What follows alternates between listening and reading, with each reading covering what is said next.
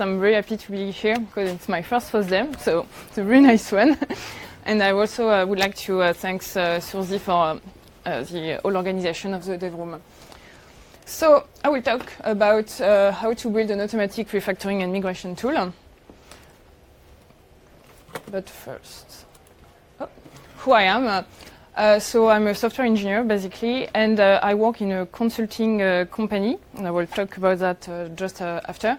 And I'm very passionate about code quality and maintainability issues. And I've been working on such toolkit for 4 years now. So first, in my company, so it's a consulting company, we have a lot of modernization projects in the finance sector. So modernization, why? First, because of technical debt. And also obsolescence. It's not because your design was fine at some point, your technology was trendy 4 years ago, that now it's still the case. So you might end up with project completely not in phase with what you want to build. And also for very old code bases, legacy. So for every code base, at some point, you will need to modernize it. But it's difficult. They are difficult projects.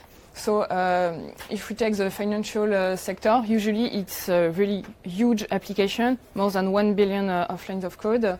And such projects, because you have a lot of actors, a lot of lines of code, but also a turnover, lack of documentation, lot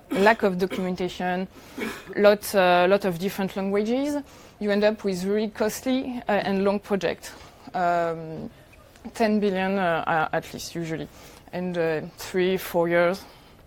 So it's very hard, and usually it's a real struggle for those companies to modernize their application.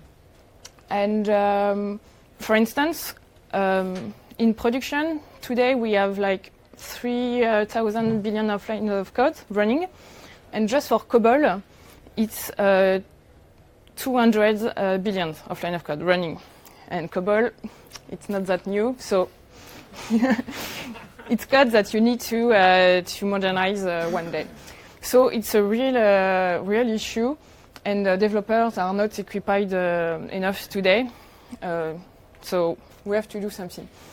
And on modernization project, so we're starving for automation. So quickly first, because I think if you stayed the whole day long here, you know code is beautiful data, so I will be quick on the first part. Then I will present you how we transform the code or engine behind, and to finish, I will focus on the refactoring. So first, code as data. So you know, first of all, when you see code, you can relate to text. You have a structure you can relate on. Yes, you have block, you have piece, and the main difference between code and text, it's you have a relationship between strong relationship between the entities of code. And what I find the most interesting in code, you have a duality, because the code can be seen as a programmer, so it's text. By reading it, you can understand what it's doing, what is the purpose of it. So here it's a poker game, and after you have the view as a machine. You don't care about the goal of the program. You just need to execute the instruction. And also, if you have different languages, and you have very strong differences between the languages. So, for instance, here the same example in Java and Python. The goal is just to read a file, but it's 8 lines for Java and just 1 line on Python. So, what is the relevant information on that? It will also depend on what is your goal. For instance, in migration, you want to keep all the information. But if you just want to extract the business logic behind, you don't care about all the line. Still on the data cleaning, you can ask this question, what is relevant or not? For instance, generated code, technical frameworks. Is it useful for my use case? Do I need to mine this data, or can I forget about it? Also, the comments and the name. They are a very good source of information, but what if the comments are totally obsolete? What if the names are completely wrong? It can be an issue. And you have useful code versus meaningless code. So by that, useful code is the core algorithm of a program, and meaningless code is just the stuff around to make it work. So it's not a trivial task, and it will really depend on your objective. As always in data mining, you have to really know what you want to achieve to choose what will be the model, what are the interesting data. So cleaning data, process it. So the global process, you take code, you reverse it, and you have a model. And depending on your use cases, you will have a different model. So I think you have to date with a lot of application on that. So first you have what I call the formal approach. So it's to the code, it's a structure. You have a grammar because you have a compiler. So you have just one way, one correct way to write things.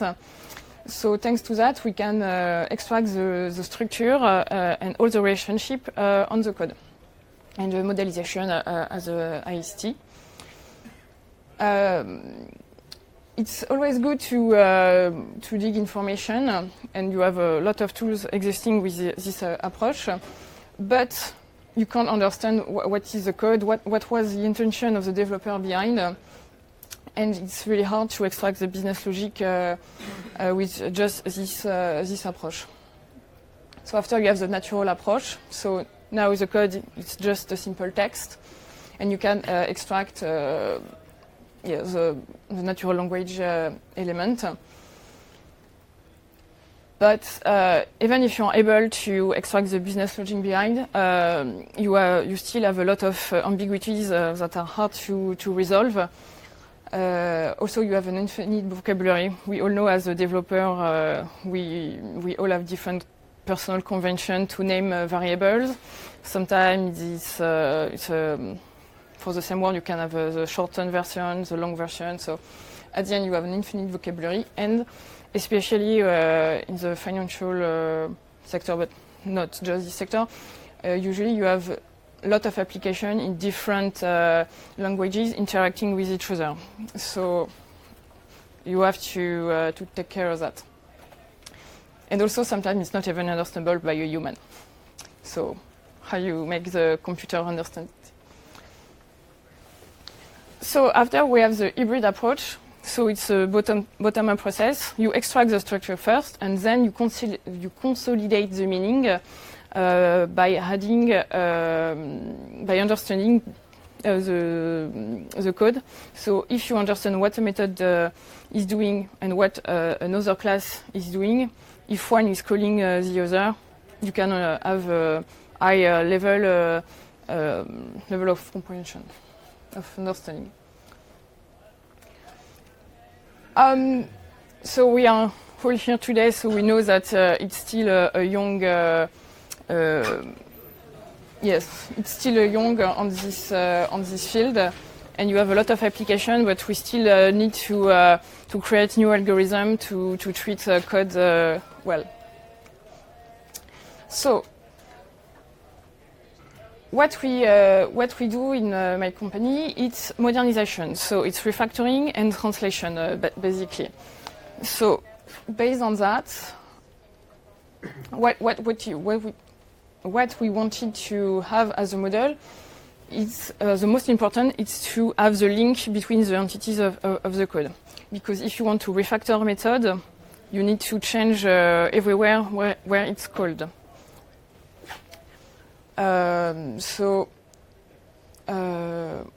Yes, just an example.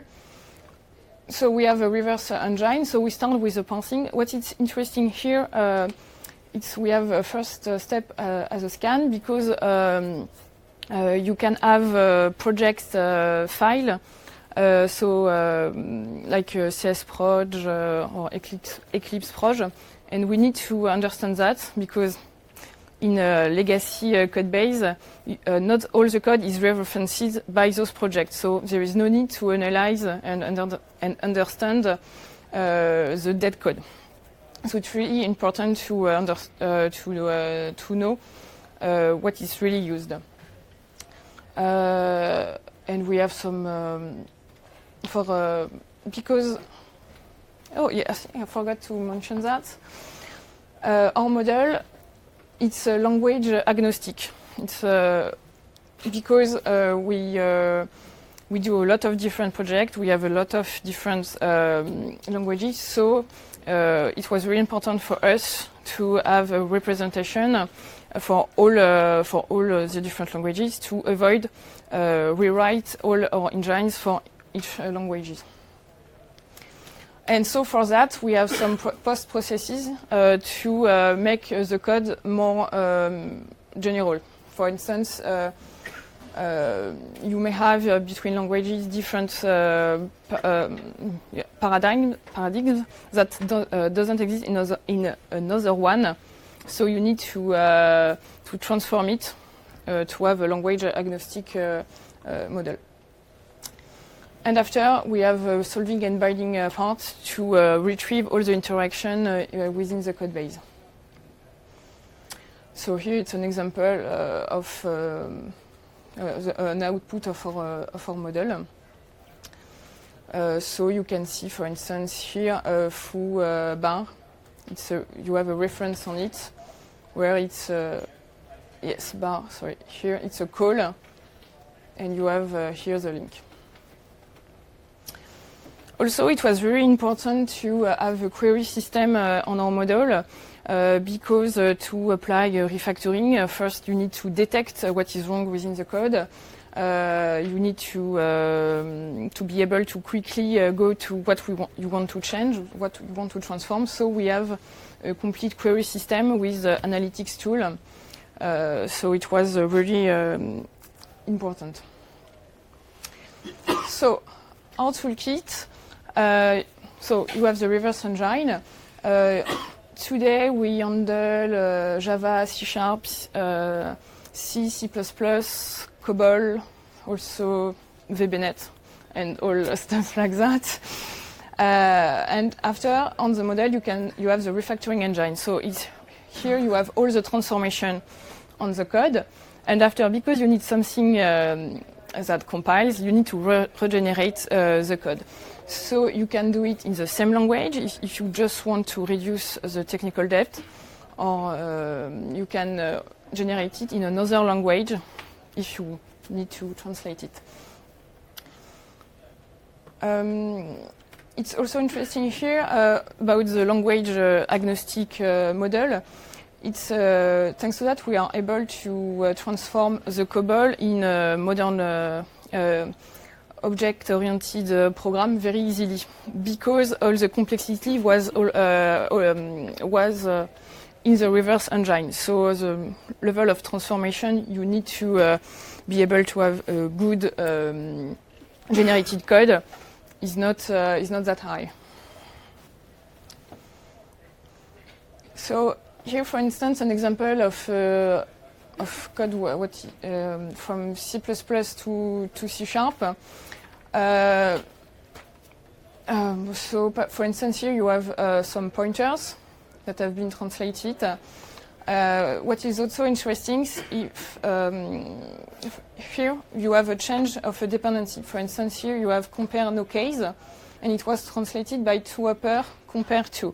So that kind of thing, it was at the beginning, it was just translated by compare no case, like that, but it was not available in C#, so it was not compiling. And we added a rule. When you see this method, in fact, in C#, you have to translate it into a pair compared to chain of calls. So what we do in project, at first you have a lot of, for all the dependency, at first it's not compiling at all, and you have a lot of error because of that. So it's a mix of done manually, and when you can add rule like that, you can translate it. And I will focus on the refactoring because first it's very important, the refactoring. You can't do any modernization project without refactoring, and if it's done manually, it's a waste of time, and you had some defects in your code. And this is our first version of Engine, and we were dreaming about a magic refactoring engine with an automatic detector using machine learning to be able to detect all the code smell, what can be done differently, and automatically refactor everything and have a clean code base at the end. But in fact, our clients were not very happy with that because for them it was not possible. They wanted to have a choice of what they wanted to refactor. They wanted to refactor the way they were used to it. So it was not working at all, and we had some failed project because of that. In fact, even if the code was compiling at the end, the client was not happy. So what we learned from that, it was really important to let the client have the control. To have a catalog of refactoring, but the clients can personalize them. And also, sometimes some clients, they have very specific needs, and it's just specific to the company or the team, so you don't have a generic refactoring for that. So they need to be able to create their own refactoring.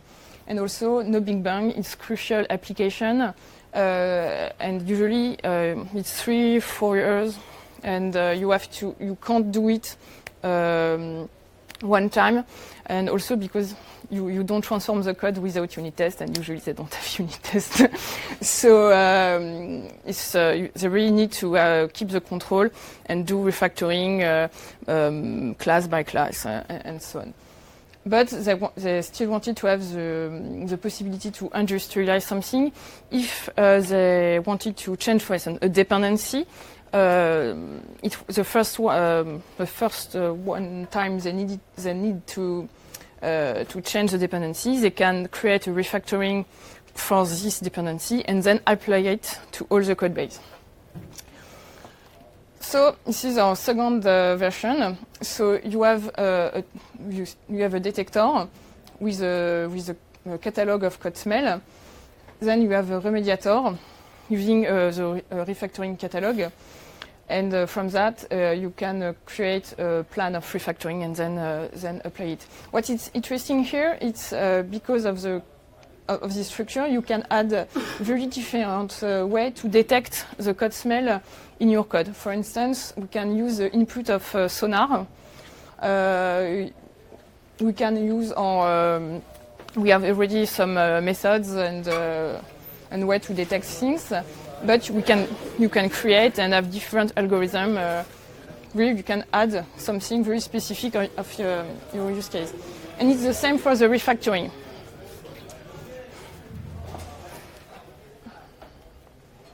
And yes, also it's an iterative process because sometimes when you refactor something, you create other defects.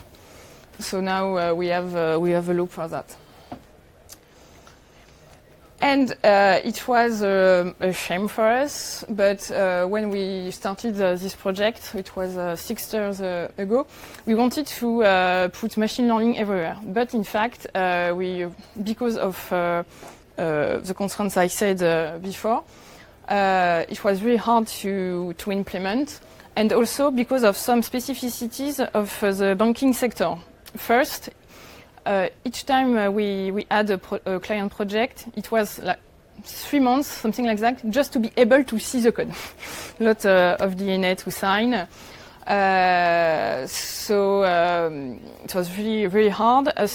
Imagine if you have to gather all the code of the company to train a data model. I think it will need at least 3 or 4 years. Also, for yes, no revision history access, sometimes because the code is too old, or sometimes because it's just too difficult as an external provider to get this kind of information. So it was not possible to see the evolution of the code base to learn from that. So after we thought, okay, but you have a lot of code online, so why can't you use it to learn our model? But in fact, there is a real difference between the code you can find online on GitHub and the code in such industry. You have big company patterns that you can't find really easily, and at the end you will end up with a bias.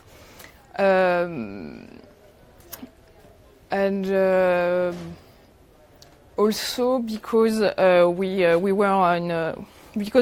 are in modernization project, you have to imagine they are the worst code base that you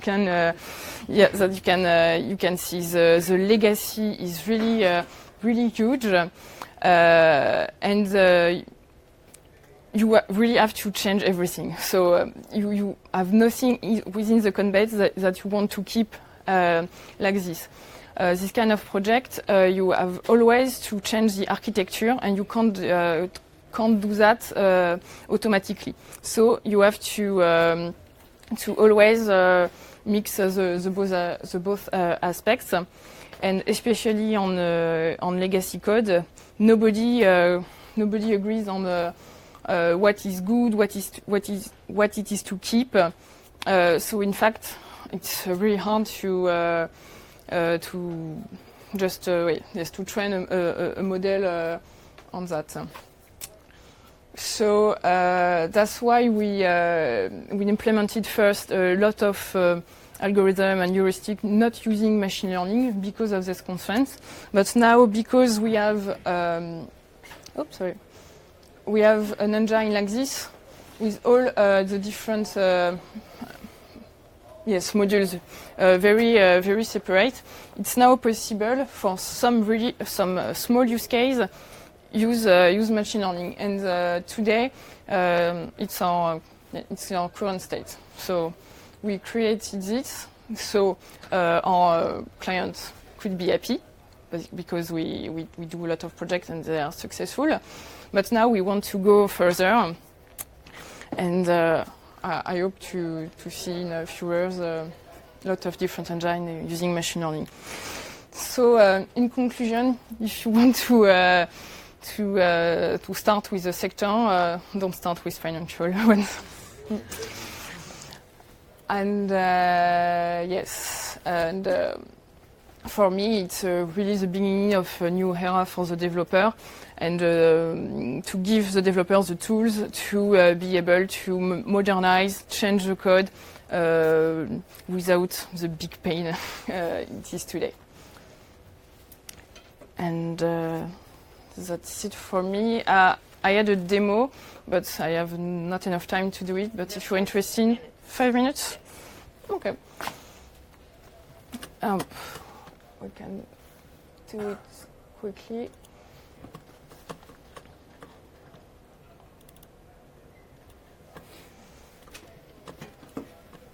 So it's a video because I don't want the demo to crash.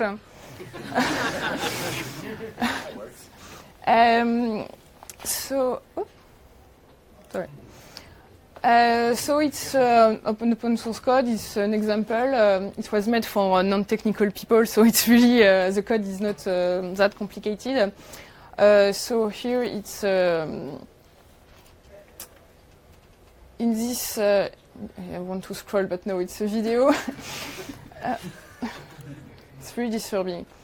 So here, for instance, you have an access to a database, And you have an hard-coded string here. It's a user account. And you have an underscore here, and everywhere in the file you can see there is no underscore. So imagine in the process of everyday process, my tech lead tells me you have to change the user account's name and replace it with uppercase for the A letter. So it's easy, in just a few seconds. But in fact, this hard-coded string, it's a different emplacement, location, within the file, and it's duplicated 5 times. And if I look deeper, I can see you have other hard-coded strings. Even if they are good, they are still hard-coded. And do you know manually how much time it will take to extract a variable for each hard-coded string? According to Sonar, it will take 40 minutes. It's huge. Why? Because you will probably make mistakes, so you have to correct it, then run the test, and so on. So you can change also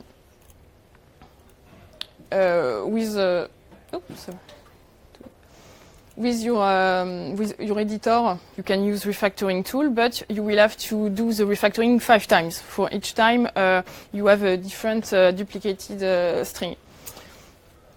So we launch our refactoring engine. So the first step is the reverse. And after, the refactoring engine. And in fact, it's not just launched on the file, but on all the code base. So across the code base, you have 1,600 detected smells that need to be corrected. So then the refactoring is applied. Second iteration of the tool.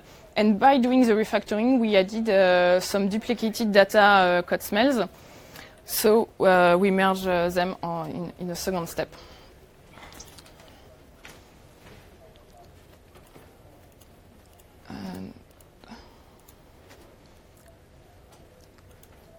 And you can see here, it was extracted successfully.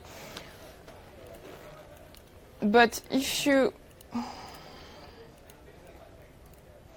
see the changelog, in fact, you applied all the change on all the code base. So in just a few minutes, you applied your refactoring on all the code base. So the process was, as a developer, you spot a problem, you think about it, you find a solution, you write it, you configure your refactoring, and then you apply it on all the code base. And in this example,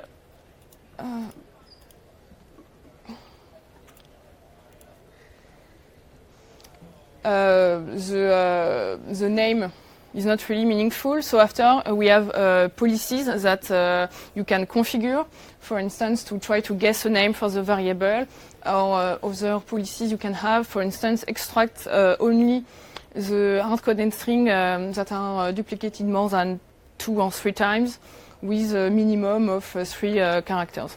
And with this kind of refactoring, policies, in fact, is really personalizable for the client. So this example is really easy, but we also have refactoring, for instance, to split huge methods, like more than 300 of lines of code, to extract bits and make new methods. And what we have, what is interesting, in Java, for instance, in C#, on synchronized block, always check that you have a static before, and stuff like that.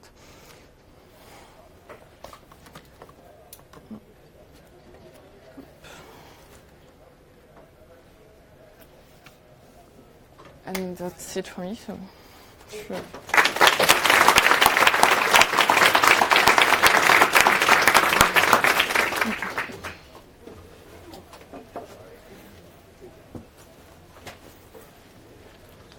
Yes. do you manage quality of your product? I mean, how do you check that all the refactoring are correct all the time? Yeah, this is a good question. Repeat the question. Oh, yes. So how do we ensure the quality of the product over time? So mostly it's used for modernization projects, so it's a one-time project, and after we don't do the maintenance of the code quality. It could be used, but I think other techniques are more useful because you can rely on the revision between the version. So here it's more like a snapshot, and we have to save the code base. So after we can help our clients to find good solutions to ensure the quality over time, but mostly it's tooling and also to change their internal process. Yes. I assume you can't really talk about specific projects, but can you give some more examples of cases where the one-size-fits-all translation had failed, or that clients didn't like about that approach? So to give example about yes, yeah, to give example about project, for instance, the C++ to C# example I showed you, it was 600 billions of C++ codes, no unit tests, and it was migrated in 6 months, and it was both our team using the tool and their team to create unit tests, integration tests, and so on. And I think we reached 60% of automation for the translation. And because you can automate tedious and monotonous translation task, after the developer can really focus on what is tricky. So is it okay, or do you want more example? So, if I understand correctly, the problem in that case was that you tried to do everything with automation, but that it failed, or? No, it's just we think that you can't have a click and play tool for that, because it's really important to have the human deciding the target, the architecture, and because you have to change some dependency also, you may want to change and recode manually some parts. And also sometimes it's just really difficult, especially for C++. If you have optimization relying on pointers, it might be difficult to automatically migrate it. So for that, we prefer to let the human do.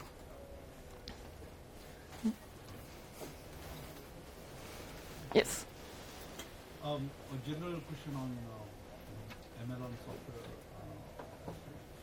Do you find running machine learning on that code base better, or code changes get commit? Which one? Do you have any insights on which approach is much better? Sorry, I'm not sure to get the question. Now, one approach is running machine learning on the entire Yes. source code base. Or another approach is running machine learning on the commit changes. Yes. So, do you have any insight like which approach is better? Or? Yes. So what is better between machine learning on a whole code base or based on the revision? Yes. I think there is no one better than the other. It's just depending on your use cases. I think over time it's better to ensure the quality and to improve the quality of a code base. But on the whole code base, I think it's more for use case, or in fact like for us, or you need to really save the code base and you don't have a good history, and all the change that can have in the few years, they might not be quality commits because they are just here to yes, you have still to have evolution, but because you have a legacy, the quality will be very bad. So you don't want to rely on that. Okay, we're out of time. So thank you very much.